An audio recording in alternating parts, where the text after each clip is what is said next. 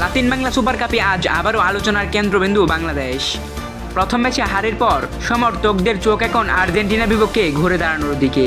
ব্রাজিলের সাও বার্নান্দোর বিপক্ষে বাংলাদেশের শুরুটা ছিল কঠিন। 4 গোলের বড় ব্যবধানে হারলেও ফুটবল প্রেমীদের নজর কেড়েছে দলীয় প্রচেষ্টা আর তরুণদের দারুণ মনোভাব। বিদেশি খেলোয়াড় ইব্রাহিম নামাজ আবারও সামনে এসে দলকে সাহস দিলেন। তার মতে হার কোনো সমস্যা নয়, শেখার জায়গাটা বিশাল। এই দলটা আরও শক্তিশালী হয়ে ফিরবে। স্টেডিয়ামে সমর্থকদের যে উন্মাদনা দেখা গেছে তা সত্যিই অবিশ্বাস্য। বিশেষজ্ঞদের মতে বাংলাদেশ এখন আগের চেয়ে অনেক ভালো খেলে।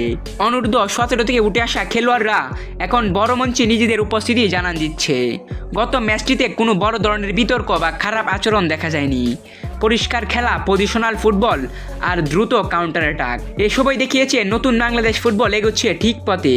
নওয়াজের মন্তব্য, লাতিন ফুটবলের বিপক্ষে প্রতিটি মুহূর্ত বড় চ্যালেঞ্জ, কিন্তু আজকে বাংলাদেশের খেলায় যে আত্মবিশ্বাস দেখেছি তা অসাধারণ। আর সেই আত্মবিশ্বাস নিয়েই আজ মুখোমুখি হচ্ছে বাংলাদেশ ও আর্জেন্টিনা। সমর্থকদের প্রত্যাশা আজ বাংলাদেশ দেখাবে তাদের প্রকৃত ছন্দ। ম্যাচটি লাইভে দেখতে পারেন AF boxing promotion Facebook page থেকে। এছাড়াও সম্প্রচার করবে RTV স্পোর্টস।